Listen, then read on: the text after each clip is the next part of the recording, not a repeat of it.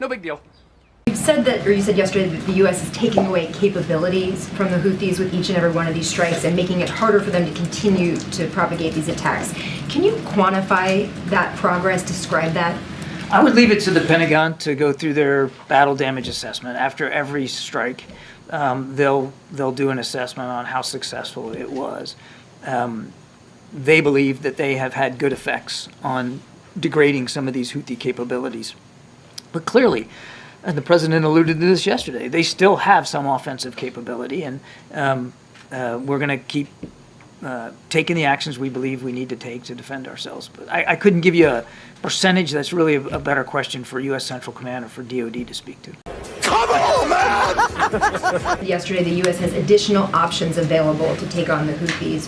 What is the administration waiting for to use those other options? Is there some red line or something that would happen? I don't think it'd be fair to say we're waiting on anything. I mean, we've been taking shots as needed, including this morning. While 3 anti-ship cruise missiles were sitting on the rails ready to go, and we knocked them out before they had a chance to launch them. We also designated the Houthis as a specially designated global terrorist. That allows us some additional economic levers that we didn't have available to us before, and we'll keep reviewing our options going forward. Again, I'll say it: the Houthis need to stop these attacks.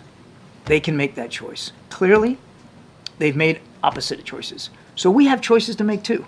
And we have options available to us as well. We'll continue to explore those options. Clearly, one of the options that we are and will continue to take are in the military realm if needed.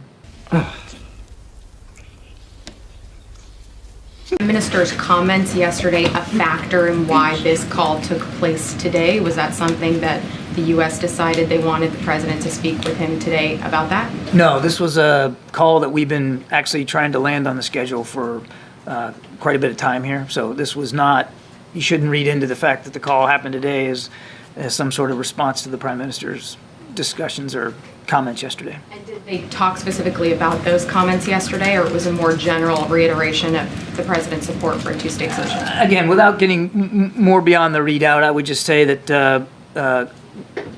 there was certainly on the agenda for both leaders was to talk about post-conflict Gaza, governance in Gaza, and of course a two-state solution.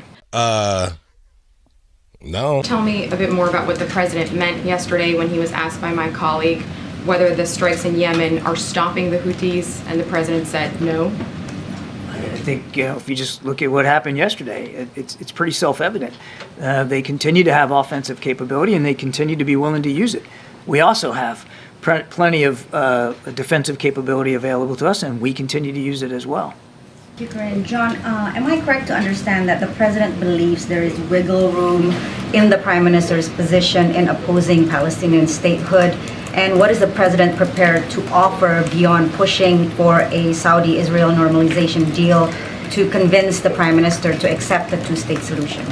The prime minister should speak to his own headspace when it comes to that. And of course, he's talked publicly about a two-state solution. All I can do is say what I've said before. The president still believes in the promise and possibility of that. He believes it's going to take hard work and leadership. He's willing to put his shoulder to the wheel for that eventual outcome. At the same time, we've got to make sure that they have what they need to defend themselves and we get humanitarian assistance in. And I'm sorry, your second question was? Yeah, what is he prepared to offer, whether it's a carrot or a stick in terms of trying to persuade the prime minister to go in line with U.S. policy?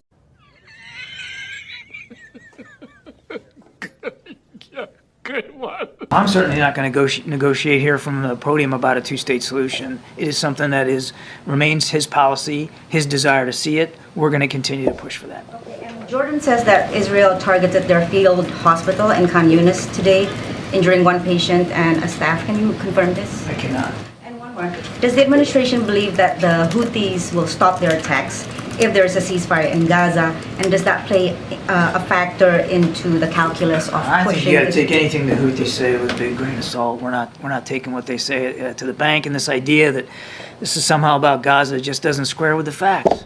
and that most of the ships that they're going after have nothing to do with Israel. So we're not taking anything at face value. They need to stop these attacks. We've got capabilities available to us to use it if we have to. Just to clarify, what's happening in the Red Sea, the attacks from the Houthis, does not play a factor into the calculus of whether or not you're pushing Israel for a ceasefire? No. Oh, right.